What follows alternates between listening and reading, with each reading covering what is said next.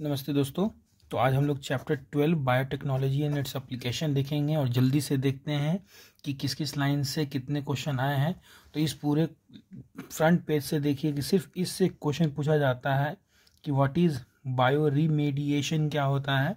Bio remediation का मतलब क्या होता है? ट्रीटमेंट ऑफ पॉल्यूटेंट, जो वेस्ट होते हैं जो ग्राउंड वाटर में चले जाते हैं उसको तोड़ा जाता है माइक्रो ऑर्गेनिज्म की मदद से। अब देख पा रहे हैं माइक्रो ऑर्गेनिज्म की मदद से तोड़ा जाता है ताकि जो अनडिजायरेबल सब्सटेंस नीचे चले गए हैं उसको तोड़ा जाए।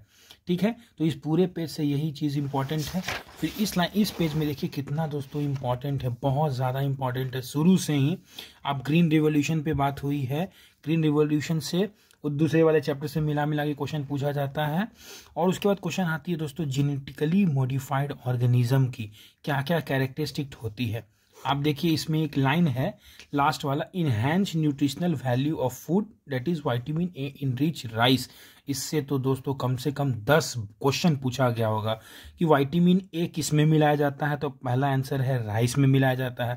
फिर उस राइस को कहते क्या है, तो ध्यान से देखिए उस राइस को क्या कहते हैं दोस्तों, गोल्डन राइस कहते हैं। क्या कहते हैं? Golden rice. उसमें क्या रहता है? विटामिन ए रहता है, बीटा कैरोटीन। कहाँ से जीन लिया गया है? वाइल्ड वेराइटी ऑफ डैफोडिल से लिया गया है। ये नीट 2006 में, 8 में, 2015 में, 19 में, 2012 में ये पूछा गया कि गोल्डन राइस खाने से कौन सी बीमारियां नहीं होंगी, नाइट ब्लाइंडनेस नहीं होगी। दोस्तों याद रखिए, तो इतना क्वेश्चन सिर्फ एक लाइन से पूछा गया विटामिन ए से। ठीक है, और ये बहुत सारे क्या क्या फायदे हैं वो पूछे जाते हैं। तो ये पर्टिकुलरली लाइन से बहुत सारा क्वेश्चन पूछा गया है। फिर क्वेश्चन पूछा जाता है दोस्तों बीटी का फुल फॉर्म क्या होता है, दैट इज बैसिलस थुरिंजियसिस होते हैं। ठीक है, उसके बाद ये पूछा जाता है कि बताइए ये हम क्यों कर रहे हैं, बीटी प्रोडक्ट क्यों बना रहे हैं, बीटी कॉटन, बीटी ब्रिंजल वगैरह क्यों बना रहे हैं, ये पूछा जाता है ताकि हम एक बायोलॉजिकल तरीके से इंसेक्टिसाइड्स बना रहे हैं, ना कि कोई बाहर से हमें इंसेक्टिसाइड देना पड़े, है कि नहीं। सो बीटी प्रोडक्ट और BT vegetables are grown just to resistance to insects without the need of insecticide, बिना दिए हुए उसको मारा जा सके।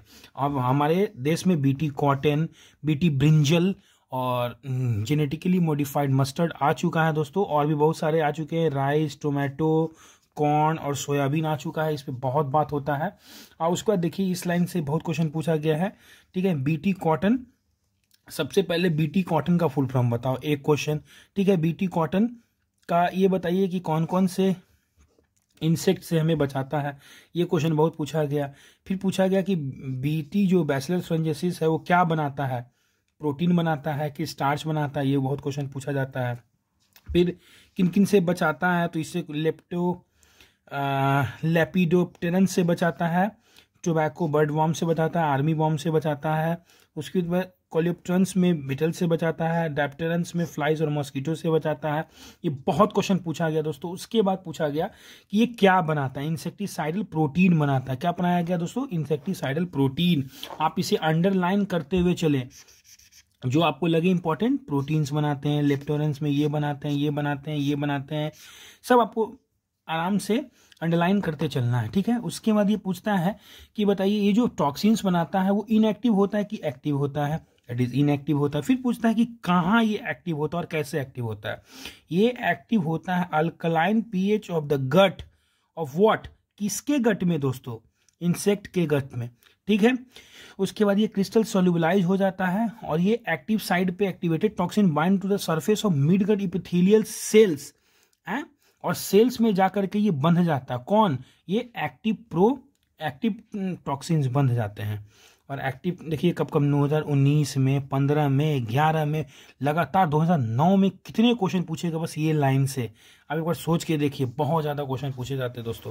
फिर ये पूछा जाता है कि ये करता कैसे है, ऑर्गेनिज्म को मारता कैसे। ये फिर क्या करता है? क्रिएट द पोर्स बना देता है।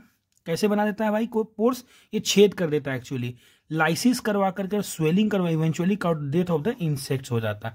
ये क्वेश्चन बहुत पूछे जाते हैं।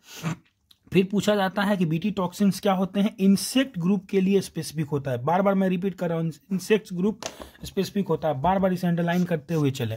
ठीक है, उसके बाद ये क्वेश्चन पूछा जाता है किसे मारता है, कॉटन वॉलवर्म। बाप 2009 में, 2008 में, 2010 में लगातार क्वेश्चन पूछा गया। और इसके ये भी पूछे जाते हैं कि कौन कौन से जीन किसके लिए कोड करते हैं, ठीक है, आप इसे अच्छे से देख लेंगे, ठीक है। उसके बाद यहाँ पे आ जाइए आप, उसके बाद आता है paste resistance plant. Paste resistance plant में सबसे पहले आता है नेमाटोड। नेमाटोड क्या है? पैरासाइट। इससे बहुत बार क्वेश्चन पूछा गया है। फिर पूछा जाता है कि widely variety of plants and animal including human beings, एक नेमाटोड है, ये क्या है? मेलोडोगाइने इनकॉग्निटा है क्या? नेमाटोड है। बार बार बहुत तरह से रिपीट करके, पैरासाइट है, नेमाटोड है, बहुत स्पेसिफिक आंसर है, नेमाटोड है, ठीक है। फिर पूछता है किस प्लांट को ये करता है? टोबैको प्लांट्स को करता है। फिर उसके बाद पूछता है टोबैको प्लांट को किस पार्ट को करता है? तो रूट को करता है, बहुत बार क्वेश्चन आया है। फिर पूछता है कि इसको हम लोग कैसे ठीक करते हैं, क्योंकि ये tobacco is nothing but a commercial plant, है कि नहीं, उस पर बहुत इंडस्ट्री अपना पैसा लगाती है, तो चाहेगी कि वो बर्बाद ना हो, और बर्बाद ना हो इसलिए टेक्नोलॉजी इंडस्ट्री निकाली जिसका नाम है आरएनए इंटरफेरेंस, ठीक है। ये एक तरह का क्या है, ये पूछा जाता है। What is this? This is a method of cellular defence. जो मैं बोल रहा हूं बस उसी अंडरलाइन करिए, और कोई इंपॉर्टेंट नहीं है, बार बार सिर्फ यही पूछेगा क्या इंपॉर्टेंट है, ठीक है। उसके बाद पूछता है ये कैसे काम करता है, ठीक है। तो इसमें बोलते हैं silencing of a specific mRNA. क्या करते हैं? एमआरएनए का साइलेंसिंग करते हैं। साइलेंसिंग माने चुप करवाना होता है। कैसे? Due to complementary DNA complementary double standard RNA. फिर से मैं रिपीट कर रहा हूं, कैसे करता है? Silencing of a specific mRNA due to complementary double standard RNA. Double standard RNA word is very very important, 2019 में पूछा है, ठीक है, बहुत बार, 2-3 बार पूछा है दोस्तों, ठीक है। ये कैसे काम करता है? ये कुछ नहीं काम करता है, चुपचाप आता है और बाइंड कर जाता है, किससे? बंद कर जाता है, किससे? एमआरएनए से। एमआरएनए से बंध जाता है, और उसके एक्चुअली होता क्या है? आरएनए इंटरफेरेंस का मतलब ही आरएनए को इंटरफेयर करना। कैसे इंटरफेयर करना भाई? हम कोई ऐसा डबल स्टैंडर्ड आरएनए दे देंगे, समझिए, जो कि मेन डीएनए में जा करके, मान लीजिए ये डीएनए तो यहां और यहां बंध जाएगा, और इतने दूर के एमआरएनए के वर्क को वो खराब कर देगा। वो एमआरएनए जो था ना, वही एमआरएनए जो हमें दिक्कत पहुंचा रहा था, रेजिस्टेंस कर रहा था, अब वो रेजिस्टेंस नहीं करेगा, ठीक है। इसमें वर्ड इंपॉर्टेंट है कॉम्प्लीमेंट्री आरएनए। फिर ये पूछते हैं कि बताइए कि इसमें जो मोबाइल जेनेटिक एलिमेंट बने उसे क्या बोला जाता है? ट्रांसपोन्स बोलते हैं दोस्तों, ये याद रखिएगा, बहुत बार ये भी क्वेश्चन पूछा गया है, ठीक है। फिर ट्रांसलेशन ऑफ एमआरएनए, साइलेंसिंग वाला बात 2013 में पूछा गया था, ठीक है। फिर उसमें पूछते हैं कि किस तरह के वेक्टर यूज करते हैं, तो एग्रोबैक्टीरियम वेक्टर। आप याद रखिएगा कि इस पूरे चैप्टर में कहीं भी कुछ भी पूछा जाए तो 2 चीज का नाम याद रखना है, इशरिचिया कोलाई और एग्रोबैक्टीरियम, बहुत इंपॉर्टेंट है, ठीक है। फिर उसके पूछा जाता है कि क्या चीज का इंट्रोडक्शन है, डीएनए का कि आरएनए का? इंट्रोडक्शन ऑफ डीएनए होता है, ठीक है। उसके बाद क्या होता है, इसमें क्या बनते हैं? सेंस की एंटी सेंस, तो दोनों बनते हैं, ठीक ना, सेंस और एंटी सेंस दोनों बनते हैं। ये क्वेश्चन बहुत पूछा गया है। देखिए, मैं जो इंपॉर्टेंट है सिर्फ उसे बता रहा हूं, और बकवास की बातें नहीं करनी है हमें। अभी सिर्फ और सिर्फ वो इंपॉर्टेंट है जिससे क्वेश्चन आता है। इतना करने पे, लगभग इतने में ही आप 60% आपके क्वेश्चन बन जाएंगे दोस्तों, ठीक है। फिर उसके बाद इस पेज पे अगर हम चले तो इस पेज से बहुत ज़्यादा क्वेश्चन नहीं है। कभी कभी पूछा जाता है कि कितने रिकम्बिनेंट थेरेपीज थेरेप्टिक्स आ चुके हैं इन इंडिया में, लगभग 12 आ चुका है दोस्तों, ठीक है। तो ये हो गया। फिर उसके बाद आता है कि सबसे पहले जो हार्मोन बनाए गए थे वो कौन थे, तो इंसुलिन थे, ठीक है, जेनेटिकली इंजीनियरिंग इंसुलिन। इस पेज से कहीं कुछ क्वेश्चन नहीं है। फिर यहाँ पे आ जाइए, यहाँ क्वेश्चन, यहाँ पे आप आइएगा तो यहाँ क्वेश्चन भरा हुआ है थोड़ा सा। सबसे पहले पूछता है कि प्रो इंसुलिन जो रहते हैं क्या उसमें सी रहता है या नहीं? यस, प्रो इंसुलिन में सी, फ्री सी नहीं रहते हैं, अटैच्ड सी रहते हैं, एक चीज। दूसरा चीज पूछता है कि जब अटैच रहते हैं ए और बी आपस में तो कौन सा बॉन्ड रहता है? कौन सा बॉन्ड रहता है दोस्तों? आप देख पा रहे हैं, डाइसल्फाइड बॉन्ड रहता है, ठीक है। ये चीज इंपॉर्टेंट हो गया। फिर ये क्वेश्चन पूछा जाता है कि बताइए प्लाज्मिड लेते हैं तो किस ऑर्गेनिज्म का लेते हैं? ई कोलाई का लेते हैं, इशरिचिया कोलाई का लेते हैं, ठीक है। ये इंपॉर्टेंट हो गया। ये पहले पूछा जाता था कि सबसे पहली कंपनी बताइए जिन्होंने बनाना शुरू की, इली लिली कंपनी। इंपॉर्टेंट है, सब पूछा गया। 2014 में पूछा गया, 2020 में पूछा गया, 1996 में पूछा गया। फिर यहाँ 2020 में पूछा गया कि प्रो इंसुलिन में मैचुरेशन कैसे होता है, तो फिर रिमूवल ऑफ सी पेप्टाइड के बाद होता है। फिर कभी कभी पूछते हैं कितने इसमें अमाइनो एसिड्स होते हैं, ठीक है। तो आप देखिए कि ए वाले में 21 होता है, बी वाले में 30 होता है, और सी वाले में 33 अमाइनो एसिड्स होते हैं दोस्तों, ठीक है। फिर से एक बार देख लीजिए, ए में 21, बी में 30 और सी में 33, ठीक है। ये इतना क्वेश्चन पूछा जाता है। फिर जीन थेरेपी से आते हैं। जीन थेरेपी से बहुत ज़्यादा क्वेश्चन नहीं है, सिंपली क्वेश्चन पूछा जाता है कि बताइए एडेनोसिन डी एमिनेज की डिफिशियंसी जो हुई वो किसे कैसे ठीक करेंगे। तो सबसे पहले जीन थेरेपी से ठीक करेंगे, सबसे पहला डिजीज भी यही था जिसे जीन थेरेपी से ठीक करने के लिए हम लोगों ने सोचा। ठीक है, इसमें क्या होता है दोस्तों, फिर और कैसे कैसे करते हैं, ठीक है। उसके बाद फिर पूछता है कि ठीक है चलिए अगर आप ऐसे करिएगा तो इसमें आप कम्प्लीमेंट्री डीएनए जो लीजिएगा तो वेक्टर कौन सा लीजिएगा, रेट्रोवायरल। कभी कभी रेट्रोवायरल ना दे के एडिनो वायरस दे देता है, तो आपको यही समझना है कि adenovirus is an example of retroviral vector, so that's why we use here. Okay, ये समझना है, इतना ही इंपॉर्टेंट है, फिर और कुछ ज़्यादा इंपॉर्टेंट नहीं है जिससे कि क्वेश्चन पूछा गया हो कंसिस्टेंटली। यहाँ ये पूछा गया था मैं बता ही दिया, बस इतना पेज में इतना ही, ठीक है। उसके बाद इस पेज पे आ जाइए। इस पेज में मॉलिक्यूलर डायग्नोसिस में सिर्फ पूछा जाता है कि एड्स के जो पेशेंट होते हैं डायग्नोसिस कैसे बनता है उनका, तो उनका बनता है पीसीआर, और अच्छे से बोले तो कैसे बनता है, इलाइजा मेथड, जो बहुत इंपॉर्टेंट है, आप लोग जानते होंगे, ठीक ना। इलाइजा मेथड से, इलाइजा मेथड भी पीसीआर पे ही काम करता है। पीसीआर का फुल फॉर्म कभी कभी पूछ देगा, आप लोग को पता ही होगा, ठीक है। उसके बाद इधर से कुछ नहीं ज़्यादा पूछता दोस्तों। उसके बाद देखिए पूरे पेज से कुछ ज़्यादा नहीं पूछा है, ठीक है। उसके बाद सीधा आ जाइए आप यहाँ पे बायोलॉजिकल प्रोडक्ट्स में जो देख रहे हैं आप, बायोलॉजिकल प्रोडक्ट्स में इधर, हाँ, इसमें क्वेश्चन पूछा जाता है कि बताइए आप जो सबसे पहली काव का नाम क्या था जो ट्रांसजेनिक काव बनी है, रोजी नाम है। फिर पूछता है कि वो फैट इन रिच मिल्क देती थी कि प्रोटीन इन रिच देती थी। ये क्वेश्चन 2-3 बार 2010 में देखिए पूछा गया है, ठीक है। उसके बाद सबसे ज़्यादा पूछा जाता है कि कौन ऐसे सबसे ज़्यादा ट्रांसजेनिक जो एनिमल है कौन है, तो आप ही बताइए। दिन प्रतिदिन डेली हम लोग वैक्सीन का जो ट्रायल करते हैं वो ट्रांसजेनिक माइस पे करते हैं, तो सबसे ज़्यादा एनिमल भी जो इसमें इन्वॉल्व होगा वो ट्रांसजेनिक माइस ही होगा। ये फिर क्वेश्चन पूछा ट्रांसजेनिक माइस का कहाँ यूज होता है, तो test the safety of polio vaccine. ये बार बार पूछा जाता है किस वैक्सीन में होता है, किस वैक्सीन में, ऐसे कर करके दे देगा। पोलियो वैक्सीन में होता है, मीजल्स वैक्सीन में होता है, होता तो सब में है, लेकिन एनसीईआरटी सबसे पहले पोलियो लिखा है तो पोलियो वाले को टिक करना है, ठीक है। यही क्वेश्चन पूछता है दोस्तों। फिर ह्यूमन प्रोटीन अल्फा 1 एंटीट्रिप्सिन वाला थोड़ा देख लीजिएगा, ठीक है। एक लाइन यहाँ पे ये भी पूछता है कि किस किस बीमारियों में हम ट्रांसजेनिक मॉडल को यूज कर सकते हैं, तो याद रखना है कि कैंसर में करते हैं, सिस्टिक फाइब्रोसिस में करते हैं, रोमेटॉइड अर्थराइटिस में करते हैं, और अल्जाइमर्स में करते हैं जिसमें कि भूलने की बीमारी होती है।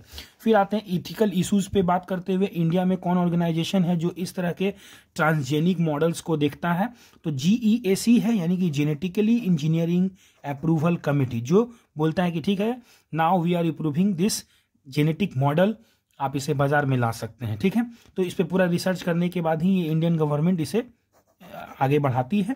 तो इंडियन गवर्नमेंट की एजेंसी का क्या नाम है, GEAC, याद रखना है, ठीक है। उसके बाद देखिए चैप्टर खत्म होने वाला है, कितने 10 मिनट से कम, यानी कि अभी 12 मिनट हुआ है। 12 मिनट में अगर आप सिर्फ इस लाइन को पढ़ते हैं तो आप यकीन मानिए कि 90% क्वेश्चन इस चैप्टर से यहीं से आएंगे, ठीक है। चलिए फिर चलते हैं। ये पूछा जाता है कभी कभी कितने कितने वेराइटीज होते हैं राइस के, कितने होते हैं, फिर किस तरह के राइस के लिए अभी डिबेट चल रहा है। तो बासमती राइस है, बासमती राइस का जो दोस्तों किस तरह से बाहर के देशों ने हमारे साथ दुर्व्यवहार किया वो सबको पता है, ठीक है। और बासमती राइस कहाँ का है सबको पता है, ठीक है। ये सेमी ड्वार्फ वेराइटीज़ होती है, बासमती की कितने स्पीसीज होते हैं आप देख सकते हैं। ये सब पूरा कभी कभी क्वेश्चन पूछता है, 2018 में ये क्वेश्चन पूछा हुआ है, एक न्यू वेराइटी बासमती की जो है किस राइस की है, ये क्वेश्चन पूछा गया। फिर क्वेश्चन बार कम से कम 2019, 18, 17 लगातार यही पूछा गया, बायोपायरेसी क्या है। Biopiracy is the term use to refer to the use of bio resources by the multinational companies and other organization without proper authorization from the countries and people concerned without compensatory payment। क्या मतलब हुआ दोस्तों, जैसे कि America की company आई यहाँ पे घूमने फिरने के लिए और देखा कि यहाँ के लोग जो है दूध में हल्दी मिला के पीते हैं, ठीक है। अब ये अपने भाई साहब क्या गए, वहाँ गए अमेरिका में और नया सा एक कुछ प्रोडक्ट निकाल दिए कि इसे आप जब खराश रहे तो दूध में डाल के पी लीजिए प्रोडक्ट। मल्टीनेशनल कंपनी में क्या किया, हमारे लोगों से बिना परमिशन लिए, हमारे लोगों को बिना कुछ पैसा दिए, कंपनसेटरी पेमेंट भी नहीं किए और अपना एक प्रोडक्ट लॉन्च कर दिए, है कि नहीं। तो ये किस क्रम में आ गया, बायोपायरेसी में।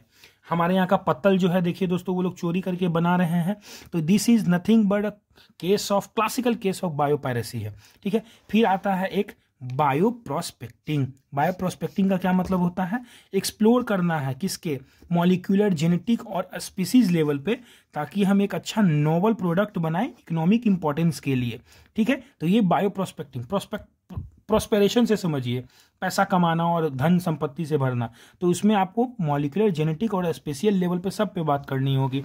और ये खत्म हो गया दोस्तों, आप देख पा रहे हैं ये पूरा चैप्टर खत्म हो जाता है और बस इतना ही है, आप देख पा रहे हैं पूरा इस पेज में इतना चीज़ इंपॉर्टेंट है। बस आप एक लास्ट बार देखिए, खत्म, ये हो गया। मैं बता चुका हूँ एजेंसी का नाम, ठीक है, वैक्सीन सेफ्टी, ट्रांसजेनिक माइस सबसे ज़्यादा एनिमल बनाने वाला, पोलियो वैक्सीन, काउरोजी, ठीक है, प्रोटीन रिच मिल्क हो गई, अल्फा 1 एंटीट्रिप्सिन ह्यूमन प्रोटीन जो है उस पर बात चल रहा है ताकि इन्फाइसेमा का ट्रीटमेंट कर सके, किस किस cancer, cystic fibrosis, rheumatoid arthritis, Alzheimer के ट्रीटमेंट के लिए ट्रांसजेनिक मॉडल की बात चल रही है, ठीक है। आप देख पा रहे हैं फिर इस लाइन से बहुत ज़्यादा इंपॉर्टेंट नहीं है, ठीक है। यहाँ से इंपॉर्टेंट है एड्स पेशेंट को क्या चीज़ से ट्रीट किया जाता है, कौन सा Elijah by principal on PCR, ठीक है, डिटेक्ट म्यूटेशन इन जीन्स पता करते हैं, ठीक है, ये आपको पता है। फिर उसके बाद ये यहाँ जाइए, एडीए डिफिशिएंसी डिजीज जो है 2012 में पूछा गया है दोस्तों कि सबसे पहले जीन थेरेपी से ठीक माने बात करने वाले डिजीज का नाम क्या है, एडीए है, जिसमें कि रेट्रोवायरल वेक्टर यूज कर सकते हैं, ठीक है। और उसके बाद फिर यहाँ पे इंसुलिन के बारे में, शिरीशा कोलाई वाला डाइसल्फाइड बॉन्ड आप देख लेंगे। फिर उसके बाद यहाँ पे एक्टिव कैसे होते हैं, pro insulin by the removal of what which peptide, कितने अमीनो एसिड्स, 33 अमीनो एसिड निकलने से। फिर सबसे पहले हार्मोन का नाम बताइए, ठीक है, कितने नंबर रिकॉम्बिनेंट थेरेपीज के हैं ये बता दीजिए। पेस्ट रेजिस्टेंस प्लांट कैसे बनाए जाते हैं, आरए इंटरफेरेंस का पूरा कॉन्सेप्ट देख लीजिए दोस्तों, रंगा हुआ है, इससे बहुत क्वेश्चन पूछता है। फिर कॉटन बॉल बॉम्ब वाला आप देख लीजिएगा, थोड़ा इंसेक्ट स्पेसिफिक वाला। फिर यहाँ से बीटी कॉटन का देख लीजिएगा केस, बीटी कॉटन कैसे बनाया जाता है, उसके प्रो टॉक्सिन्स कैसे एक्टिवेट होते हैं ये आप देख लेंगे, ठीक है। जेनेटिकली मॉडिफाइड ऑर्गेनिज्म के सबसे पहले क्या काम थे, सबसे पहले क्यों बनाया गया, ग्रीन रिवॉल्यूशन में क्या दिक्कतें आ रही थी। दिक्कत ये आ रही थी दोस्तों कि इन पेस्ट बहुत आ जा रहे थे और पेस्ट को हैंडल करने के लिए जो है हमें लेबर इंटेंसिव काम करना पड़ रहा था, इसीलिए ये निकाला गया। तो इसी के साथ आप देख लीजिए कि biotechnology and its application chapter खत्म हो गया दोस्तों। और अगर आप जुड़े रहते हैं इस तरह के सीरीज से तो मैं सभी चैप्टर्स के ऐसे ही टिक टिक करके लेते आऊँगा आपके लिए। आप जल्दी जल्दी पढ़ते जाइए और जल्दी जल्दी कॉलेज में आ जाइए। Thank you.